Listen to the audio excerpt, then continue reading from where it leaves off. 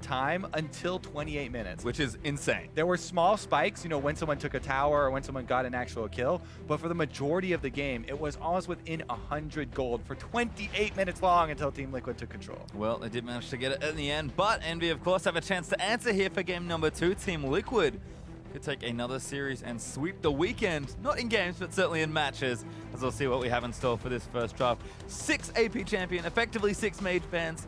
In game 1, there's Azir, there's Vlad. This is what we've come to expect, but do EnVy maybe look for another one, or do they pivot a bit? They actually take Olaf off the board, away from Dardoch.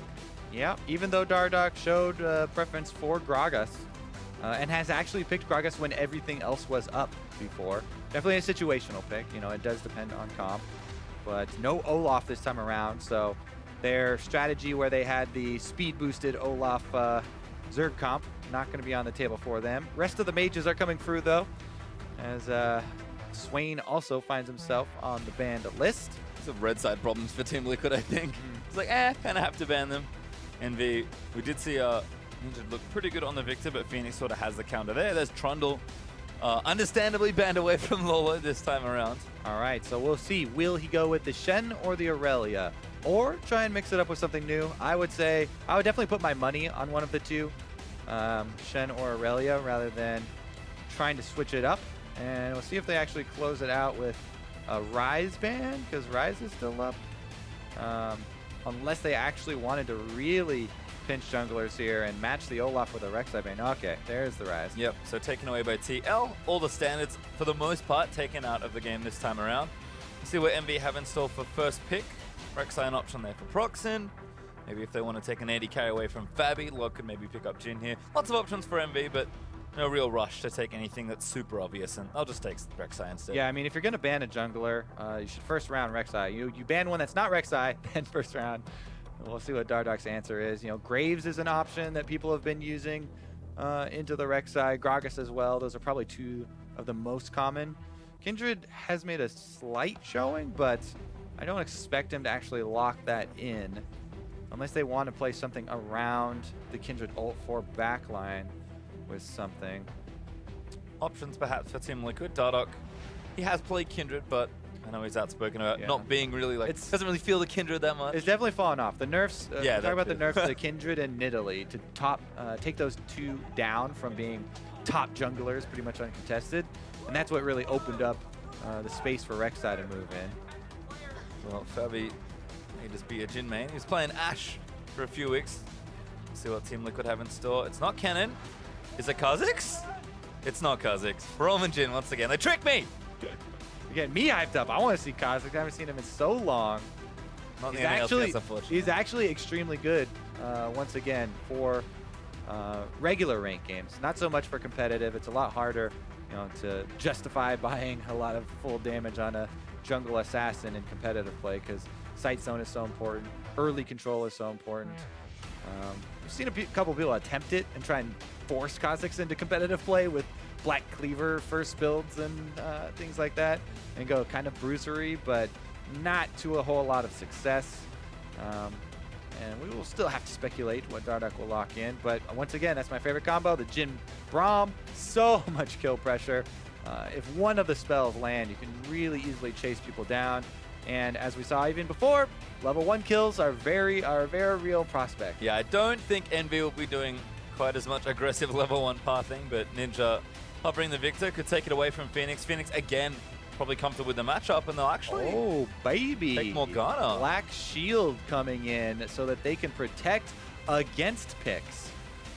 Very interesting. See how well Hakuo can keep his teammates safe. It also, you know, opens up other options for, you know, aggressive poke champions. You put the Black Shield on them beforehand so they don't get locked down when they go in to try and harass. Victor, though, always that stable wave clear. Basically the most picked blind mage, I'd have to say, for the mid lane, because he is so well-rounded. And with a Azir banned away, it makes sense. Although we'll see what Phoenix has to offer on the other side. Did take LeBlanc into the matchup last time. Fared just fine with Dardoch's jungle pressure. But maybe if Dardoch's thinking of switching up his jungler from Gragas, Phoenix might take something different. The Graves. We'll see if he actually locks it in, though. Cassiopeia would mean this Liquid comp would have a lot of damage, and they definitely need Lorlo on a tank. So that would signify to me that they want to pick Shen for Lorlo. That would be my guess to round out this Team Liquid comp. You know, try and add that extra global in there because they've got plenty of damage for the late game. Cassiopeia, because of the passive, you know, not being able to buy boots, you get an extra slot basically. So if games are going to cap out, if EnVy wants to play a long game, I like Cassiopeia in that because you can kind of get an extra item or keep a ward slot. Well, 30 seconds now for EnVy to decide how to finish this draft. Lod probably needs an AD carry, so he'll take one here. And I imagine Shen is like the logical pick for me here for Seraph, because if he expects Aurelia in particular. Yeah, I would steal it away. Yeah. Because that's definitely what Team Liquid were thinking about for their last round, I would think. And they are thinking the same thing, Pastry. Yep. I was like, what is that? Nope, that's not that. It is actually Ashen Shen. What it is a ton of global pressure here from Team EnVy. They're like, you know what? You're getting picks on us. Not only are we going to have Black Shield to deny your picks, but we are going to get Ash Arrow and Shen to come in on the back of Rek'Sai. So a lot of globals here for Team EnVy. And we will see what Summoners Ninja takes on the Victor in mid lane. Probably Cleanse if you're going versus Cassiopeia. Right now he's on the exhaust, but you do not want to get that close to use the exhaust. All the damage we talked about coming from Team Liquid right now is definitely ranged. Well, TL, what does Lolo take? Because he had to expect the Shen takeaway Stole my here. Shen! Arr! No Trundle to play either. I mean, Aurelia, we've seen players do it, but it feels like Shen. Yeah, Aurelia doesn't look like it fits into this comp, though, that they've built. So, although if you look purely at stats, you're like, oh yeah, Lorlo is going to go back to the Aurelia. I would think that they need something with a bit more security. Not going to be security, though. It'll be a split push. Oh, you can. Yeah! Always trust the stats. Aurelia it is. It's going to go back to it. It's old mainstay. And he's going to try and get to the point where you get your early Trinity Force and really try and bully Shen. People were talking before about, oh yeah, Shen picked into Aurelia a lot. Is it a counter pick? I don't think it is counter pick. I mean, you can block a few auto attacks with the Spirit's Refuge, but that does not make a counter pick to me. And Aurelia still can snowball out of control and really take over split push threat. Most of the games where Shen is picked into Aurelia, it's the Shen actually has been losing. It's definitely not a lane counter. No, but I think Seraph will get to a point where obviously his global pressure is better and he might be able to tank through enough of the Aurelia pain. It'll be interesting to see kind of what these two top laners do, because it's pretty pivotal, and Lolo was very effective game one. I think Seraph could have a huge effect on this game in the second. And it really is all about that global pressure for Team EnVy. They've got it all over the board here. Junglers even got global from Rek'Sai. Ash Arrow picks with Shen coming in is how they want to get their advantages. Well, team comps are lined up. Don't forget, of course, to keep those votes coming in using the hashtag EnVyWin or the hashtag TLWin. Team Liquid looking to sweep their weekend after beating Cloud9 yesterday in an upset. Could kind of get another one here and take out EnVy. Yeah, this upset would bring them to even. Right now, EnVy are a game up on Team Liquid. If Team Liquid get this, you hand Team EnVy the loss, so they now have the 4 losses. Plus, you get that win, and you're tied with Team EnVy. I'm trying to think, what position would they be tied for? Is it 4th? I'm not too sure. I don't know. The meme may live. Last night was a very long night. That's true. I remember the standings at the moment. We'll check it in later, though. We're on to the roof for game number 2. Let's go. EnVy versus Team Liquid. Let's go indeed. See if EnVy can fire back here in the second game. Team Liquid, though, coming out swinging pretty much every single early game recently. See if EnVy maybe answer with their own aggression, or if Team Liquid simmer down just a bit. Interesting. So Ninja did keep the exhaust here for Victor. So maybe he just takes the all-in with Cassiopeia. Actually, when she tries to charge him, if you keep your back to her, as long as you don't get stunned, then you can win a fight with the exhaust. Exhaust also, it's always nice to have multiple exhausts when you're facing something like a Aurelia or a Fiora on the enemy team. If she ever does end up joining in on the team fights, the more of those, the better, because it can completely neutralize her. Well, semi-neutralize her. Well, Phoenix could maybe take over this game. You can see the Keystone Mastery is there. Double Deathfire touch on the right champions, and just looking through, it doesn't seem like we have any surprises, unfortunately. But that's okay. Exhaust also could keep people in range of Victor. Take a look here if they do. It doesn't look like there will be an answer, so swapped up. Both duos will start on Krug, so it looks like they'll both be able to get them effortlessly. Only real difference is that Lorlo's not helping Dardoch in the leash, you know, trying to get these minions early, whereas Seraph did help Proxen along to a bit earlier of a jungle path. We'll see if those few seconds actually end up mattering. Well, actually on pace for maybe 4 minions here. There's another. He's going to get a whole wave.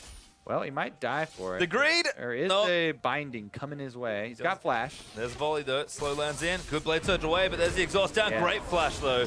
Seraph though in trouble. Gets exhausted down. Fabby's there. Flash roll from Matt! First blood. We Goes to were Brom. watching Lorlo thinking he was going to get picked off, but it's actually Seraph who gets too greedy. Great flash in there from Matt. I believe the Ignite was just barely not going to be enough damage, and he got in there for the extra auto with Braum to pick up the first blood. Huge, huge pickup right there.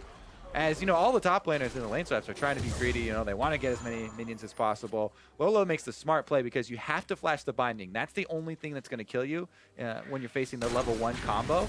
And he saves it. Really good job blade surging first to gain distance and then saving flash for the dark binding. Well, here's this though. Again, snare for Fabby ready. And there's the flash order. Boom. Yeah, and again, that's what we keep talking about. That's why it's my favorite duo at the moment. There's so much kill pressure. And you saw the abilities change right there. Braum Qs plus Jin Ws. Able to earn themselves a first blood. I think this is maybe 3rd or 4th game in a row that Liquid have drafted that combo. Fabi and Matt. And got first blood. Definitely loving it. And the majority of the games they have gotten that first blood. I think this is at least 3 in a row. Fabi, actually, I looked up the stats before this series. He had a 50% first blood rate as an AD carry. That usually you're like, oh, that's the jungler, right? You know, that's a jungler-esque first blood rate. But Fabi and Matt have been killing it with that combo. Unfortunately for their opponents, pretty literally, as EnVy still pushing down this bottom outer. They'll be a little bit behind on the lane swap. Yeah, I mean, you lose a lot of tempo if your top laner dies like that trying to be greedy. You know, yes, you want to get as many minions as you possibly can before you have to leave, and so you don't end up 1 versus 1 at a disadvantage, but now the entire team is going to be facing a disadvantage because early sight stone there for Matt. You know, the only thing for Team Liquid is that Fabi didn't quite get... Whoa, is there... Safe. Okay. It's safe enough. Playing with fire there. Doesn't get snared up by the Braum passive. Does get snared up by Jin W. Gets that deadly fire shot. That's Fabi just going to clear this wave out. And we have to actually recall. Matt might find another recall cancel here. Just gets Hakuho straight in the face. Third is out the binding. Snare not going to land, but they're going to keep following in for it. Seraph's going to bail. Matt's now going to take some harass. Well, now they're in the 2 versus 2 and teleport plus jungler bottom. They're going to collapse. Seraph going to make it again. Did save the TP. Matt locked up. Is going to look to go down. Flash from Fabi does get him out from under the dark binding. But good answer there from Seraph. Yeah, they collapse here for EnVy, able to punish them for the overextension. You getting a little bit greedy, stopping those backs without any vision, but you would not assume they're down here. Meanwhile, Lorlo's trying to shove. He's trying to make up for it, get that minion wave all the way to the turret. Seraph is en route right now, rushing to the turret to try and clean up. I think he's only going to miss maybe 1 melee because the tower does select the cannon minion right after the melees. And yep, he only misses 1 melee. So Seraph will be happy to clean these up. It's very easy for Shen to CS under turret. He does miss 1 there, but I don't expect any more losses. Q does a lot of extra damage to minions and monsters, so pretty easy. Almost all the rest of them. Yep. Gonna navigate this quite well, and Seraph picks up some much needed CS. He was 32-4 or so at one point, so that clears that about halfway and should start catching up as the wave's gonna crash towards him. Got them all. Just keep spamming that Q.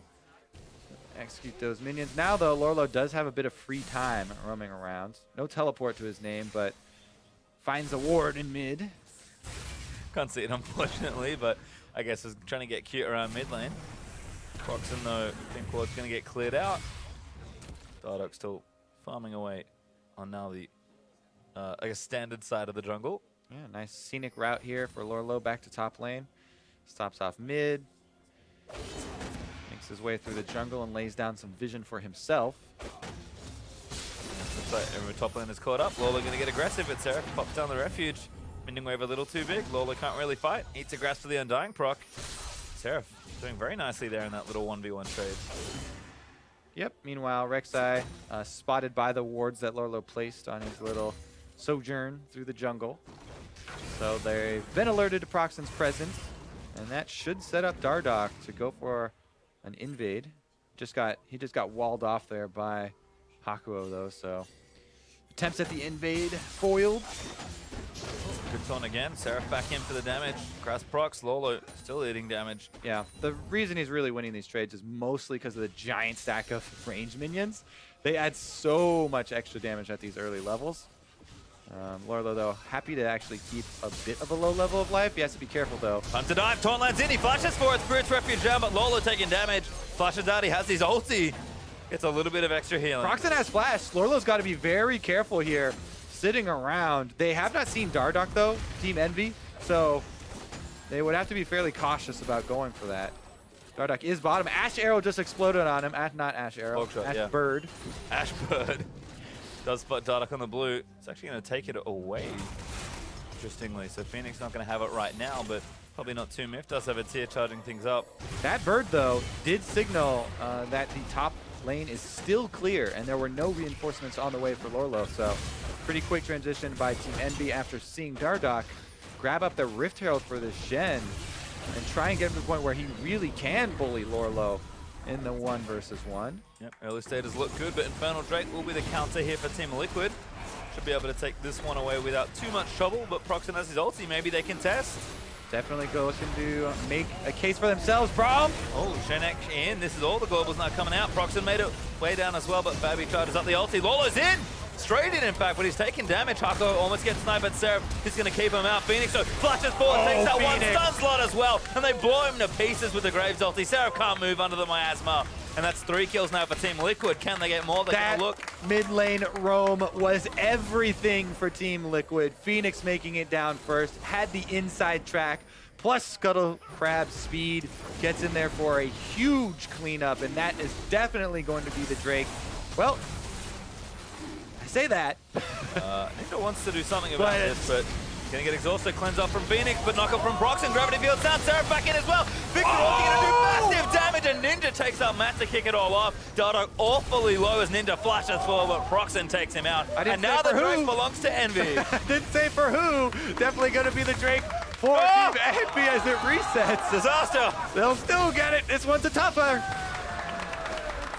That was the hardest Drake to get in League of Legends. Don't want to die, Pastry. Well, that one finally goes down, but it is Envy that claim it. Team Liquid get counter-pushed effectively twice around the objective, and the second one sticks. And it looked like Team Liquid had blown it wide open with the Phoenix Roam. However, just like last game, blow for blow here, Envy strike back. This is the very beginning where Hakuo got binded up. Shen ultimate does come in. Matt got really low. And Lorlo's on the front line. At this point, you're like, oh my god, Team Liquid, you have to retreat. But Phoenix comes in, flash play, picks up 2 off of it, and they feel like they have complete control. There's the third one. Fabi's able to cash in as well. And you're like, oh my goodness, they've got complete control. They take so long, though, setting up and killing these wards. Death timers this early in the game are very short. Rek'Sai's still around, and you know the end of that story. Good dodge. Oh, a couple of good dodges here. Phoenix. Fancy move. That was like fancy feet. Not really. Can't buy boots. Phoenix is going to clear this out. Abdomen? Yeah. No. What's the body of snake called? That is a question for somebody else. Tail? Is the whole thing a tail? Maybe. Probably not. Dardoch! Just casually takes the blue buff. Going to get the Scuttle Crab out of the deal as well. Ninja going to build a tier next. Yep. Here's one internally built with Seraph and Lolo doing battle again. Spirit's Refuge up for Seraphs. So Lolo does dodge his way out with the Blade Surge. But things looking okay for now. As we'll settle down just a bit. Again, gold nice and even between the two. Envy did win the last exchange and get Infernal Drake as their prize. But things still looking awfully close here. Everyone just creeping up towards those first item buys. Yeah. Envy did take home the precious Infernal Drake, though, after all the chaotic fighting. Everybody taking a breather now. That's a little much. Yep, chill out and farm. Waiting for Shen. Shen Ultimate actually is available here. Seraph is ready to roll. And the Glimpse of the Void buff has been allowing him to push up in the 1 versus 1. Orlo does not want to go for the surprise brush attack quite yet. He's waiting for reinforcements. Dardock's on the way, by the way, so he's looking to make a move, but he was definitely seen there, and there's a lot more of Team Envy around. Yeah, 4 people top for Envy is going to be a problem. Proxim's pretty hit dead first. now. Lolo does have flash, but Blade Sword is out. Pretty fancy, but maybe not fancy enough. It's going to keep chasing him down. Proxim actually knows Dardock, and Dardock's going to take him out. Gets him in the ulti. Lolo is going to die. But Dardock, yeah, look at that. That was an Envy ping that just went down on his body. Teammates BMing Proxin. What happened over there? You got soloed out by the Graves? Yes, indeed he did. And Lorlo, with the fancy footwork, he mesmerized the entire team in pastry time. Bought enough time. Boom. They answer back kills, actually. The trade's nice, but can they save the turret? Looks like Dardock actually can. As the rest of TL are here. Envy. I love the thought behind the play, but that execution was left a little wanting. Yeah, definitely. That's a time where you get a little greedy sometimes. You have someone you know is caught out. You try and spread out everyone that's chasing him. You have the numbers advantage, but because you spread out, the stragglers start getting picked off. The enemy team is also collapsing. People always have to remember to try and account for the enemy members that are not showing on the map currently. And you have to always assume that they're en route to any combat. Especially true for solo play if you queue ranked. Not to chase too far, trying to account for enemy members not currently visible, because people are just naturally attracted to the fighting. Anytime there is combat of any sort, you have to assume they start moving from wherever they are. Dardock arrives. Thank you for accurately describing my rank play experience. Yeah. And you're like, ah, dang, where's my team? Yeah. Team, please. As Dardock just sweeping out wards from this left side of the jungle. Matt's in, hops forward. Hakaho nails him with a biting. No log going to turn around. Arrow committed. Matt, now the shield's down. Heal flash. Going to get him out to safety, but nice presence of mind there from Lod to almost get a kill. Yeah, also one of the most enjoyable animations. The culling or the Ash Q activation on Braum Wall. Meanwhile, Seraph dueling with the Gromp. Gonna take this round. Gromp will get him next time, I'm quite sure of it. Always bet on Gromp. Lolo and Seraph trading again. Seraph again with that Glimpse of the Void. And with Lolo kind of between items right now, looking for that Trinity Force versus the finished Sunfire Cape. Struggling a little bit in the 1v1, but keeping up in CS, which is probably all that matters at this stage. Phoenix, on the other hand, 1-0-2 with a tier and a Rylai's completed. That's a pretty strong snake. Yes, and Cassiopeia still just puts out the damage. Almost pretty much on the same level, actually, as Ryze. One of those machine gun mages. She also has a lot of sustain, especially now. All you have to do is poison your target first. And the Twin Fang spam can heal you through quite a substantial amount. People really underestimate it. That's why she can turn around 2 versus 1 ganks so often. But not quite yet. Nobody really looking to fight Phoenix at the moment, as he has plenty of wards around him, as well as those early kills from that roam. Well, we're probably getting to our next point of contention, because Ocean Drake's going to spawn in about 5 seconds. Envy are working on that top outer turret. Looks like they'll be able to get it, but there's the Drake up. There's a lot of power in Team Liquid on the bottom lane, too. This is a Jhin early Ghost Blade completed. That's a lot more power, especially since Envy don't even have their dual lane down there. That could be an easy transition over to the Cloud Drake. But you would definitely be giving up your turret, though, and you can't really give up secondary turrets this early in the game. The gold advantage is definitely tough to deal with.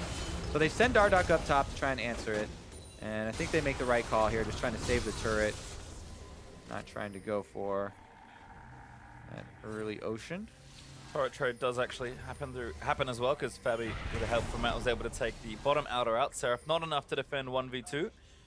And Envy now can have a bit of a window to transfer to that bottom side. But again, lots of push and pull after the map's been opened up early. Although Phoenix, hello, finds Hakuho. That's an easy kill. Matt gets it, and now Ninja tagged as well. That's going to force the flash out. Sarah salted in, but Team Liquid. Yeah, they've got him on the run here. They can take mid pressure. They can also choose with between Ocean Drake. There's no minions right now, so they'll probably take Ocean Drake, then come back to mid. It looks like they're splitting. They're going to do both at once. Damage in mid lane, jungler down to the Drake, and that was a very curious setup. I don't think it was even really on screen, but Hakuho just walks right into Phoenix and gets annihilated. Dardoch with the easy solo of the Drake does give that over to Team Liquid. Mid tower up for now as Victor's back, ready to wave clear, but Phoenix again, his moments have just made pretty much it was almost like a 1v4 solo play to get that first kill. Converts for an easy Drake there into Team Liquid's hands. And this Cassio is not getting any weaker as the game goes on. Oh no. Definitely not. Yeah, and then, you know, after the initiation there from Cassiopeia, you know, you get the one kill on the person you stunned, but the residual slow is enough for Fabi to play his sniper role, as he's been so happy to do. Just opens right up with the Jhin ultimate, and they're able to chase him down. Kind of interesting to see Ghostblade. He's been going a lot of Essence Reaver, but feeling maybe a bit more frisky after the game 1 win. Seraph and Dardoch doing battle, but Dardoch's actually up in levels on the top laner of Envy. That is impressive for a jungler. He's been farming up a Storm. He's more than 20 CS clear of Proxen right now. Yeah. Just happily farming away on the Graves. Yep, he's also been involved in a lot of kills. 4 of the 6 Team Liquid kills, so that adding some extra experience. I mean, so has Seraph, but Graves is one of those jungle champions that can clear endlessly. You can actually clear from the start of the game with just the machete, as long as you want. Well, I've had, of course, purchased some items since then, which I suppose is the recommended route. Yeah, he's got a little bit more than the machete. But yeah, no, it's just a champion that clears so effectively, despite some of the changes. Ninja snared up, Matt doing an arrow. Finding lands in after, but Phoenix is ready. Does he make for the play? Not yet. Fabi gonna line it up with the ulti. Lolo straight into the backlines, and Proxen's forced to flash out. Envy grouping back up, and Hakuho is awfully low. Lolo snipes him with a blade, and now Seraph locked up in the front as well. Might not be enough. Miasma finally dissipates, but Phoenix flashes in. Lod just melts. And Team Liquid charging forward again for 2. Another couple of kills picked up here. Team Liquid are off to the races. This time around, they'll be able to get the mid lane turret in addition. Not today, to the Victor. map control. And it feels like they're getting dropped. No, Envy still want to defend, but an overcommit perhaps. Fabi needs a few more bullets, ran out. Or are we trolling? Yes, we are. Dardoch. Hex Drinker. Barely. Lifesaver. Lifeline indeed. Well, tower still stands once again. Envy aggressively defend that turret. Use the teleport for it, but that is a Shen. So we'll still have Stand United to rely upon. That cannon minion could see it. Doesn't get it though, so we'll watch this fight again. All right, so they're initiating on the support tank. Matt crucially got up the Unbreakable before the stun landed as well. And that allowed for the re-initiation here. Let's see if Phoenix, I think he only stunned Seraph. Yeah, but they're able to lock him in place. And Hakuho again on this Morgana doesn't have much of an effect on the fight at all. Keeps getting 100% at the very beginning of the fight, and Envy have to retreat. Yeah, it's just starting to struggle a bit here for Envy's Team Liquid actually out to a nice lead. We talked about how close game 1 was this time around. Team Liquid and their aggression pushed them out to a 2,000 gold lead as we just crest the 20-minute mark. Morello Nomicon finished for Phoenix as well, so he's nice and strong at this stage of the game. Gonna charge that tier up and probably look for his Archangels / Seraphs next, but it's just full control right now for Team Liquid, and Envy, despite the fact that they are getting to these spots and trying to react, it's not nearly as effective as it was in the first game.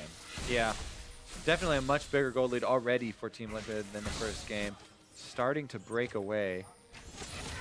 Team Envy do have the Infernal Drake in their pocket, so that will start to help out a little bit later. Lord and Hakuho also working on this turret, but Lola going to clear it out as best he can. Might commit for it. Minion's still there for a little while longer. Should be able to give it over. Proxen tanks the last few bullets on the end. And that is going to be a tower over to Envy. So up in structures for now, but not going to last too long as Dardoch and Ninja going to go in. Dardoch almost gets it himself. Ninja barely gets away there. Yeah, full combo there from Dardoch. Definitely means they can do the 129 damage to mid turret that they've been waiting for. Who's going to get it? It is Phoenix that collects. Oh, Minion actually gets credit for it, but Tio going to keep pushing here in mid. Yeah, short-lived turret advantage there for Team Envy. Was a good move for them to snag that top side. Oh, Fabi! Good arrow onto Fabi. Damage is there. Proxen trying to follow in. Gets a knockup. There's Ninja getting him with the ulti. But Dardoch's in the backline trying to solo out the Victor. Lolo dives on his face and gets it. Proxen goes down as well to Phoenix. And Phoenix now trying to kite it out. Not enough there on the healing. And the fight's still going. Lolo, though, demolishing people as the trades are coming back and forth. Lord's already dead. Seraph gonna get tagged up here as well. Team Liquid looking for the ace, and they are gonna get it. Ooh, again, the Lorlo Dardoch combo dives the back line, turn back around for the stragglers, and take out the entire team of Envy. That's gonna be inhibitor turret. 22-minute inhibitor down mid lane here for Team Liquid, and they are looking to catch Team Envy in the standings. Yeah, and that adjustment that Team Liquid made between games 1 and 2, such a big lead now. So this was a great start from Lord. Yeah, another initiation here. Threads the needle and snags Fabi. He might have even been going for Phoenix, but what a great start for them. Seraph comes in on the back of Proxen.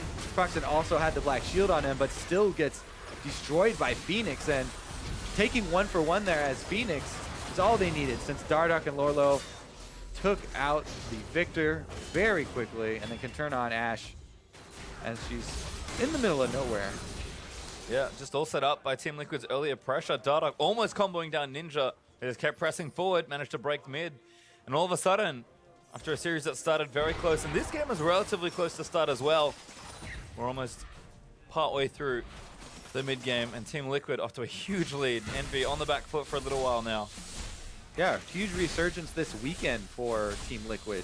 Last night came up with a huge, comeback sort of series, I guess. Yeah, after the absolutely. After the remake, and then a very strong statement here against Team Envy. Even though the first game was so close, they do not look like they're gonna let this go to game 3. And after this weekend, the message might be, if you're gonna beat Team Liquid, you really have to batter and bruise them, because this team, even tiny hints of adversity, even though they won game 1 and it was close, every time they just come back stronger. That is not a good thing in best of 3. It feels like Team Liquid are really adapting and gelling as a team now that we're halfway through the split. Team Liquid confirmed Super Saiyans. Maybe. Whatever training they've been doing certainly been paying off. And this game is in their hands at this stage. Lolo, I think now more than up enough against Seraph to try and create some real threat in these side lanes. And Dardoch is a monster at this stage. He's going to go in. Procs on the target. Stuns there. Bullet. No, yep. Does land in, but the stand out might protect him. Dardoch, though, standing his ground. Seraph is taking damage in the front line. Phoenix, tries to get the ulti down to clean things up. But Team Liquid, no kills this time. Dardoch is just dishing out massive damage on this Graves. Gonna have to check on that damage dealt to champions, actually, after this game, because it's coming from all directions here from Team Liquid. Lorlo's bullying out the bottom lane. Seraph had to back. He does have teleport, but no stand united for this Baron. Well, Team Liquid should be able to form in this pretty comfortably. Lolo still bottom side creating pressure, but Team Liquid... no tank. Yeah, a little too dangerous. They don't have anyone to soak the damage. Also, little mentioned is that the person that Baron's directly attacking has greatly reduced damage against Baron. And if all your members in there are DPS, not only do you not have a tank, soaking the hits, but definitely reducing DPS on the Baron by whoever is getting whacked. And if it switches targets, that persists for an extra couple seconds afterwards. So definitely always nice to have a solo tank if you are going to try and sneak a Baron like that or burn it down if you don't have huge numbers advantage. As it stands, Team Liquid have kind of a couple bruises, I guess, between Aurelia and Graves. And to me, that indicates fighting. And they've been doing an awful lot of that this game. Success definitely there for Team Liquid as far as all those fights go. And Envy, again, they're going to have to kind of chill out for 5 or 10 minutes. Yeah, we've seen that this Morgana sort of counter to the long-range engage pick attempts has not been successful. Seraph now not very successful in the 1-versus-1 anymore. Good snare from Jin, and that's able to lock it down for Lolo. Fabi with the Duskblade build as well, so he's kind of gone back to the old Jin builds, and again, it just seems to be the message. Team Liquid, they either lose game 1, they have a close one, and then just fire straight back, guns blazing in game 2. He is not messing around. Nope. He's got all the flat armor penetration, See if he also gets the Ma for all 3 flat penetration items. Well, Team Liquid at this point is going to bait around Baron. Bird's going to spot them, but oh, Phoenix gets a binding. That looks like, sorry, meant to block that one. Phoenix not too worried though. Does have the Seraphs transformed completely as well, so Adam Cassio's real strong. I mean, Dardoch can kind of tank it with the extra lifesteal that he has, but it's still risky to go for this Baron without killing anyone first. They're just trying to buy time for Lorlo. They don't actually want to start the Baron for this Baron bait. They just want to be in the area so that nobody can test Lorlo. Oh, now they're going to start it, actually. I think they've got Envy backed away. Matt's going to be the one to tank it. He's going to get low pretty quick. Yep, Proximo may be caught looking around the back, but TL going to try and get back in there. Ninja stand up in the front line, but Dardoch he's out. Ninja eats so much damage, but a huge gravity field might save it. Matt does get the kill down, but Envy are firing back in. Seraph gets one now, chasing it onto Phoenix. Going to try and take him out, but the Seraph's not enough. Team Liquid just too far ahead.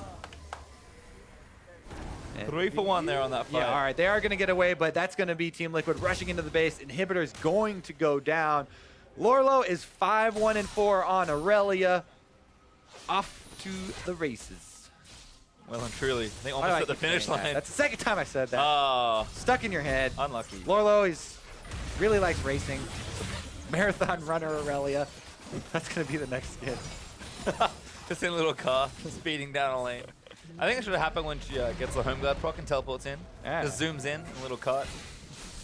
We can make it work.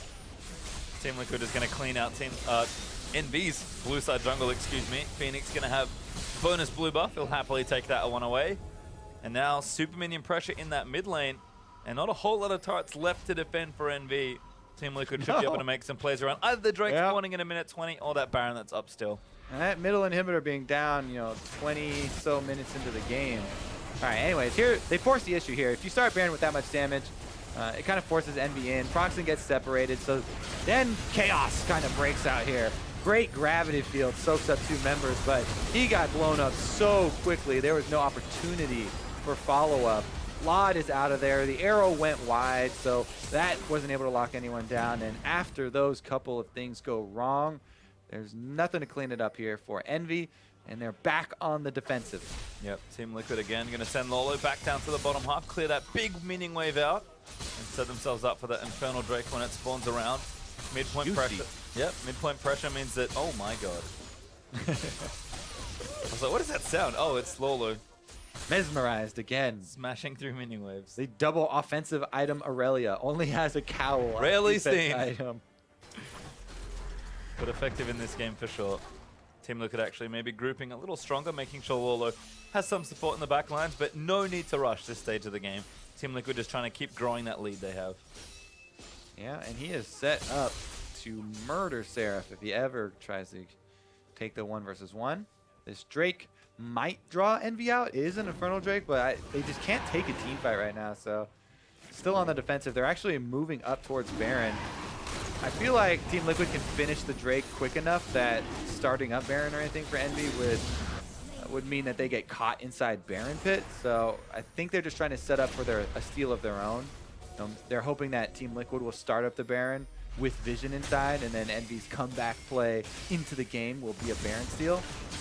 Doesn't look like it'll happen though. Ninja gets nailed. Oh, Lolo wants it. Sending United used to try and save him, but Lolo's still there with the damage. Might just get it in the midst of it all, and Dardoch actually cleans up the back end. Now Seraph gonna get stunned up and likely killed as Lolo blade surges his face off. Dardoch stunned under the turret, eats a binding, but he's still gonna live with the shield. And Team Liquid are going crazy. 3 kills already, forcing Envy out of the base. Phoenix ultis, because why not? Lolo cleans up another one. Now godlike, as that's 4 for nothing.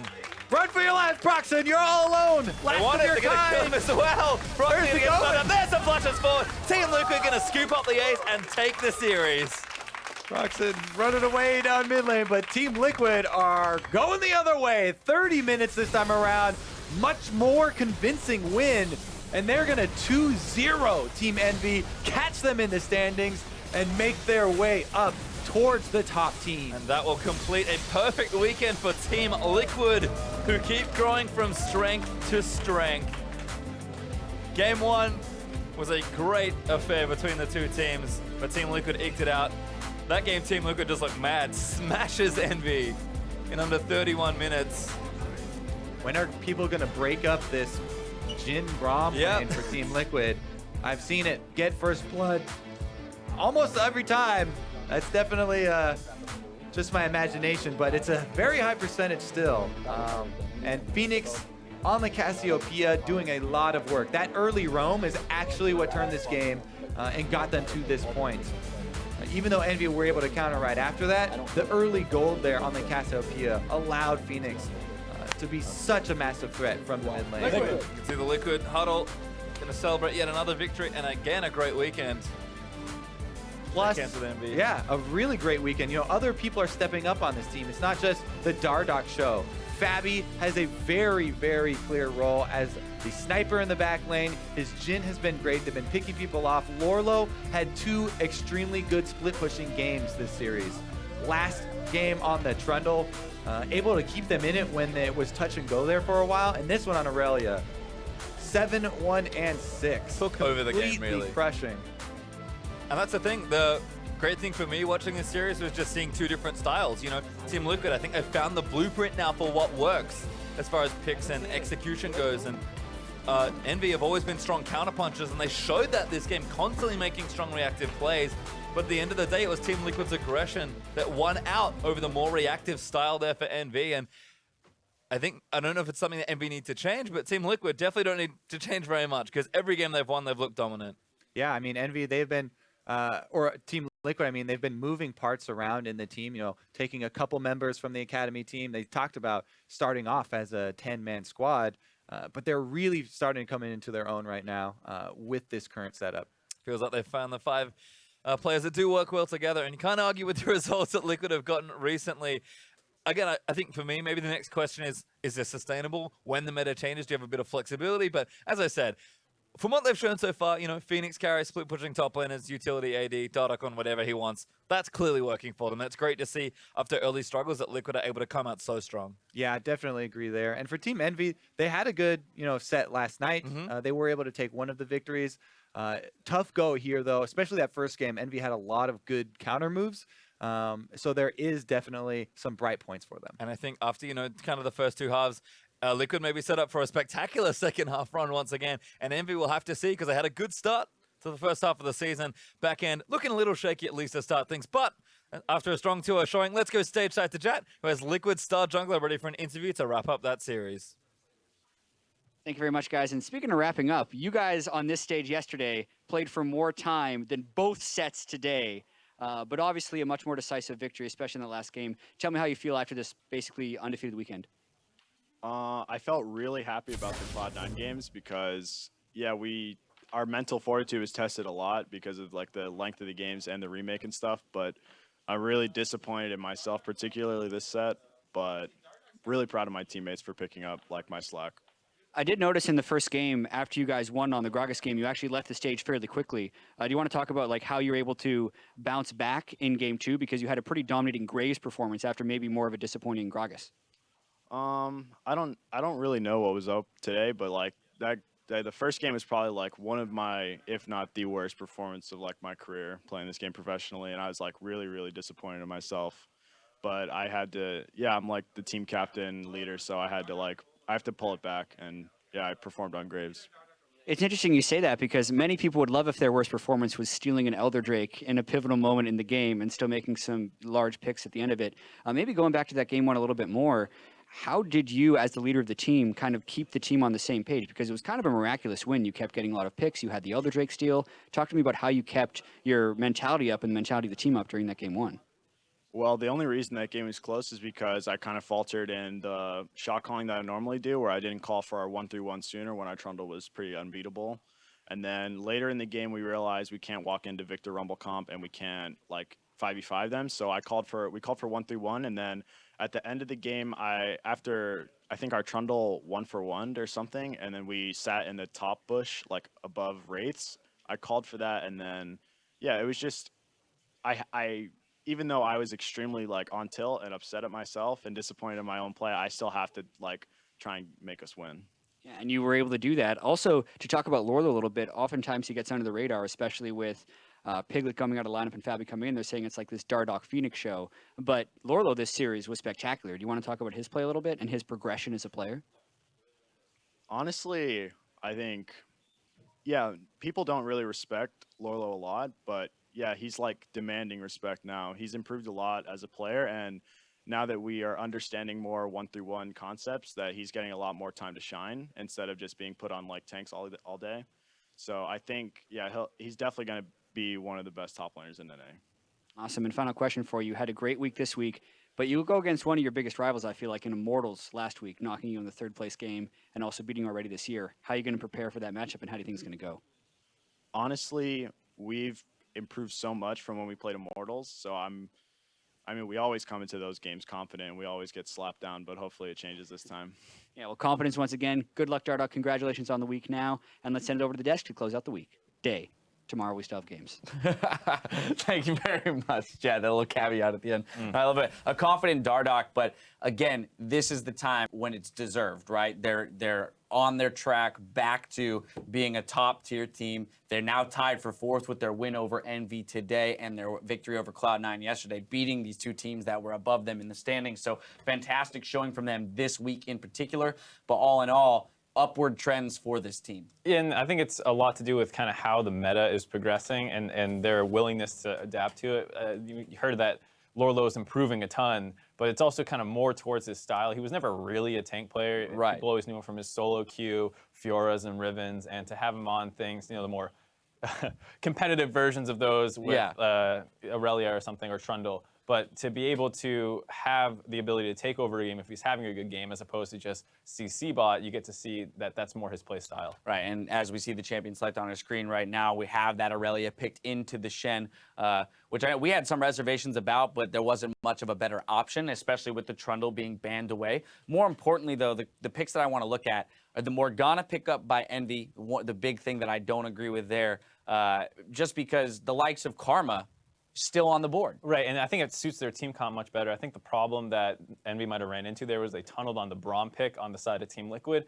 and they went with what's kind of considered a traditional kind of counter in Morgana, but when you have 2 immobile carries, you want the speed up from Karma to get them in and out. You already have enough engage with the Shen, Rek'Sai, Ashe that you don't really need the follow-up binding or anything like that, Right. And I think it was just tunneling a little too hard on the Braum and not enough on what would be best for their team. Yeah, exactly. So again, some champion select stuff that we've been back and forth with EnVy, and sometimes they look great in champ select, sometimes they don't. So maybe they still got some stuff to figure out there when it comes to meta. Team Liquid, though, happy to play seemingly everything, right? We've now seen, for example, Dardock on the likes of Olaf, Rek'Sai, Gragas, to the Graves, to the Nidalees. So very diverse champion pools for these guys. We've seen Lorlo still play the tanks and the Shens and whatnot, but also play these more carry-oriented champions. So just as the split is developing, I feel more and more that this roster, this squad, is giving allowances to Loco Doco in that champ select to really craft interesting team comps. Right, I think a lot of it comes down to mid lane too.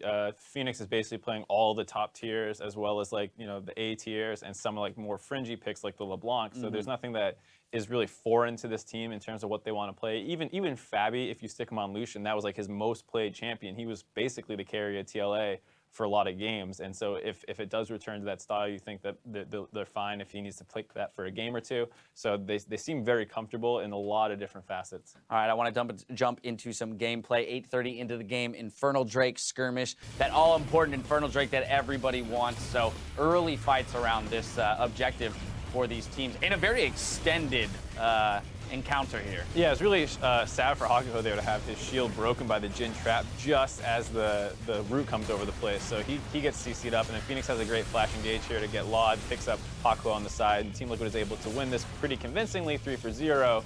But what ends up happening is they want to finish this Infernal. They know how strong it is, and despite not being the healthiest and death timers being really short, they try and force it again. And so EnVy is able to come back in for a re-engage here, and they're going to pick up a couple kills. Yeah, well, we'll just watch this play out as the TP comes in from Lorlo, or no, rather from Seraph on that Shen. Nice little taunt there. Going to pick up some kills with the AoE damage from the Victor. And I think that may have caught some people by surprise. Yeah, it's the kind of classic TL over-aggression. I think that's what kind of holds them back from really breaking into like the top 2. That's the kind of thing that you don't... Immortals oversteps a little bit, but usually not this drastically. This could be a very big turning point in the game where you give up all the kills you just got and an Infernal Drake. Yeah. It's very concerning.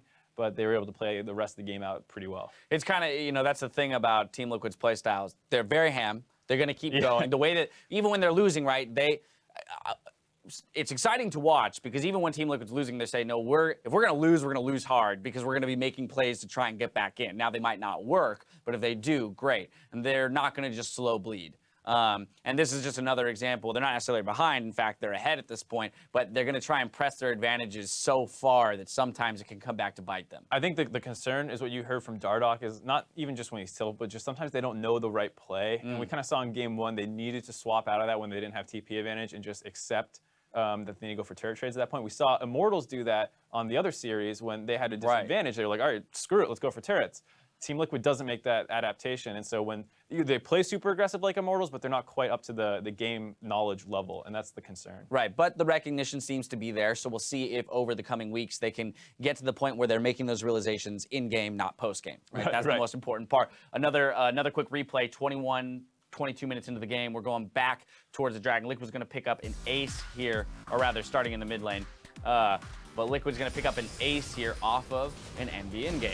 So this is the time where EnVy's trying to make aggressive. They start that CC chain up onto Fabi, and even though he pops right away, Dardoch is just soloing the mid laner on his own. Phoenix is melting the back line, and Lorlo comes in as well. And now you kind of see EnVy surrounded on all sides. Phoenix is going to kite this out, but the Bash Bros of Lorlo and Dardoch are here, and they're able to basically clean up the rest of the fight, and ends up being an ace. And this is kind of why Team Liquid is so good, is they do fight extremely well. It's just which one should they go for? So, like you would think, oh, 80 carry insta-gibbed off a chain CC, great. And then Dardoch's like, nope, we're going to carry this fight still. So yeah, I mean, it's smart target selection, right? They can't necessarily help out Fabi, but that's okay. The opposing mid laner is vulnerable. Let's make sure we dive onto him, at least make the trade. One carry for one carry, and then we'll win out the fight because we have more consistent DPS from that point onward with the Graves as a jungler. Player of the game going to go to Dardoch.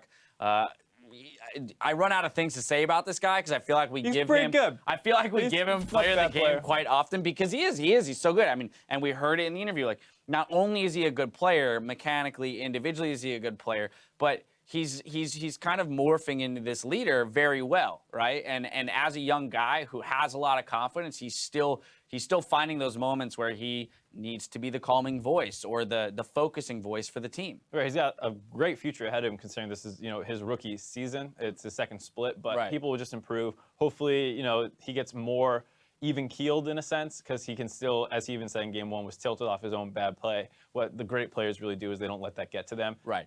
Keep taking the shots, as you often hear, don't worry about the misses. Exactly. And I think that's something that he can get hung up on right now, but when he's firing and hitting, he gets pretty hot like that last game. He kind of took over and soloed some people out. Exactly. So that's this series in particular for Team Liquid, having taken down EnVy, who was right above them in the standings. Same thing beating Cloud9 yesterday. I want to now look at Team Liquid in this, the grander scheme of the league itself, right? Because Freak and I had a conversation yesterday about, well, is Team Liquid, can we comfortably call them our third place team right now?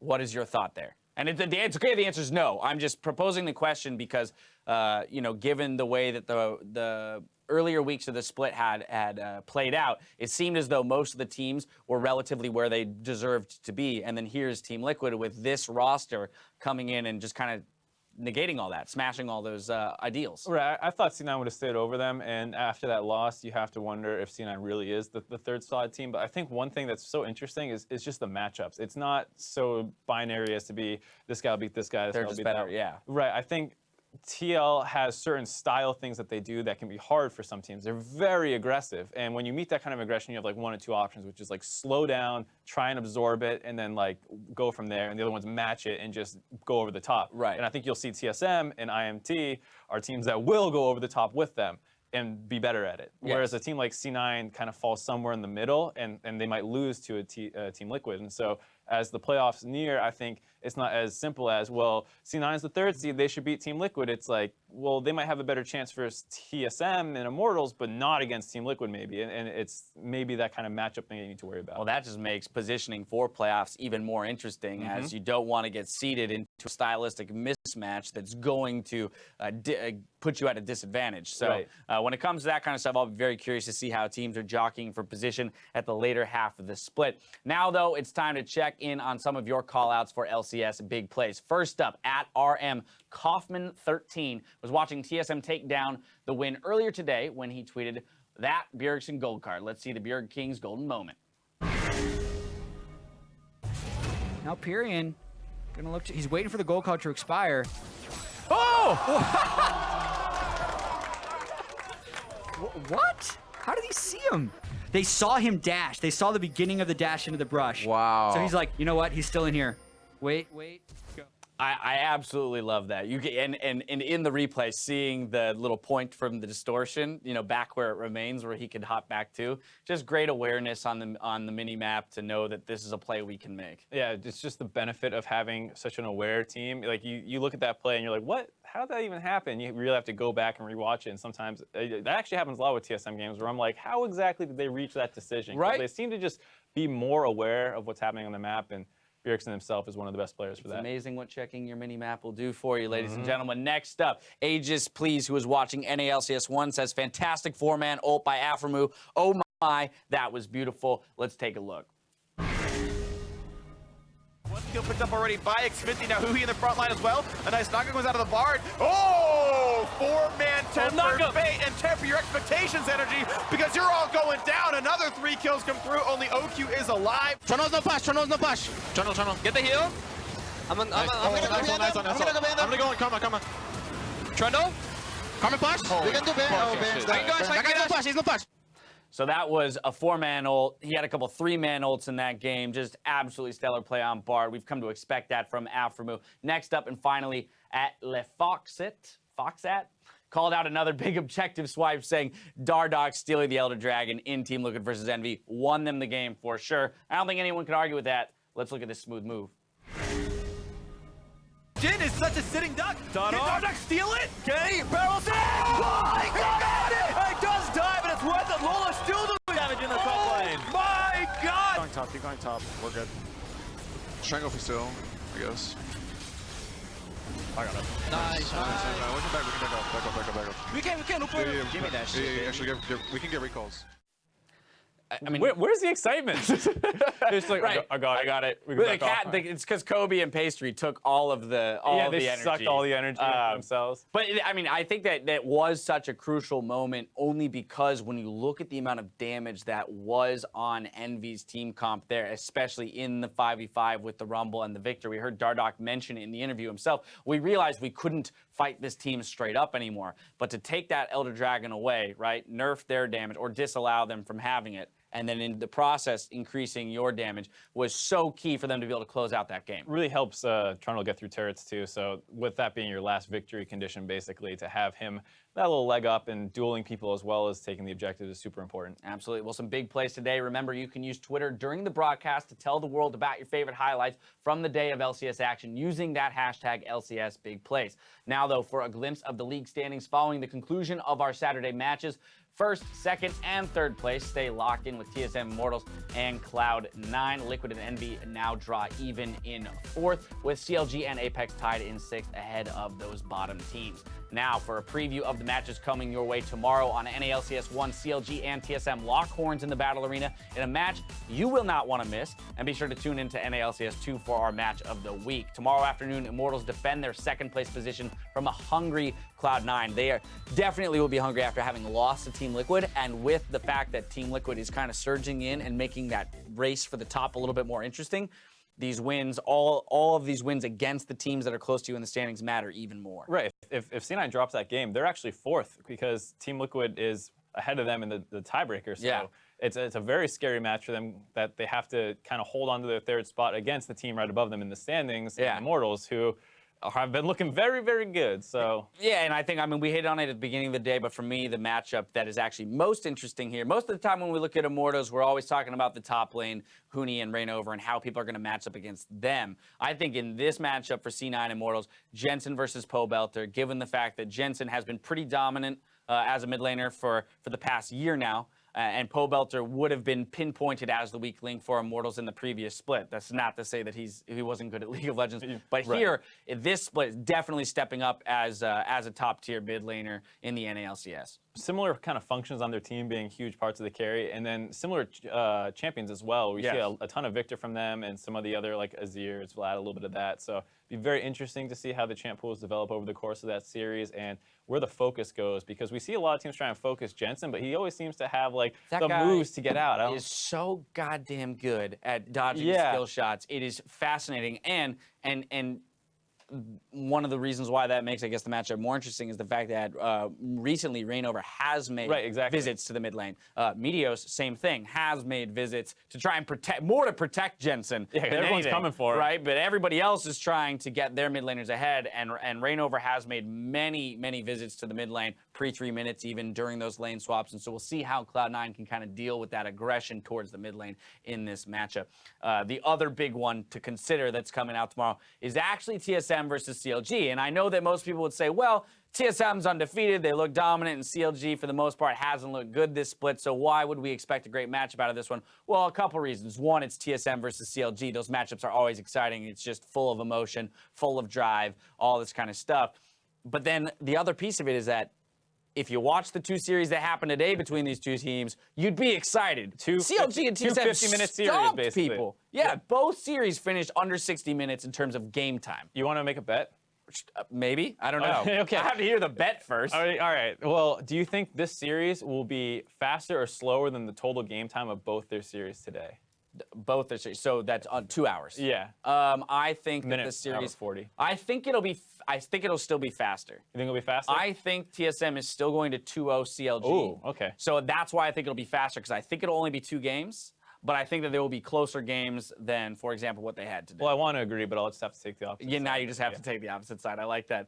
But let's talk about the matchup itself then, and why it may go 2 games or go 2-1. I'm not convinced off of just one series, especially against Energy, a team that's been struggling and has shown us a lot of disjointedness. That's where CLG thrives, because they can still dismantle a team that doesn't have top-tier communication. That's what happened today. They're not going to have that even option tomorrow against TSM. That's kind of why I wanted to agree with you. I hope you take the over on that bet. But it's just because Energy made a lot of draft mistakes, I think, that gave Huhi some of his best champions. And not only will TSM not make those mistakes, but he'll be against Bjergsen, who will punish him really hard for any mistakes that he makes. So I think that, having that kind of mismatch in the mid lane, which is probably one of the most important positions this split, will be very detrimental for CLG's chances of taking that series. Exactly. So as much as I do love to see CLG have a stellar performance today and show that maybe they will return to form and represent themselves and defend their title, I'm not sure that there's been enough evidence yet to convince me that they're really going to put up that big of a fight against TSM. Either way, we know that they're going to, take off the gloves and they're going to be swinging hard. Also, too, tomorrow, the beginning of the show, we're going to have an opportunity to talk to both Hotshot and Reginald. They'll be on the desk. That's always a fun time, getting to hear their insights about where their teams stand and the matchup and the rivalry between those two squads. Before we go, I want to mention something to you all. We're trying something new tomorrow at 11:30 Pacific before the LCS begins. Check out Facebook Live on the LoL eSports Facebook page for a live Q&A with myself and Kobe, where you guys at home can ask any question you want. We might not answer it, but we'll answer the good ones. No, I'm just kidding. Either way, for myself, Mark, the casters, and the entire live broadcast crew, thanks for spending your Saturday with us, and we'll see you tomorrow.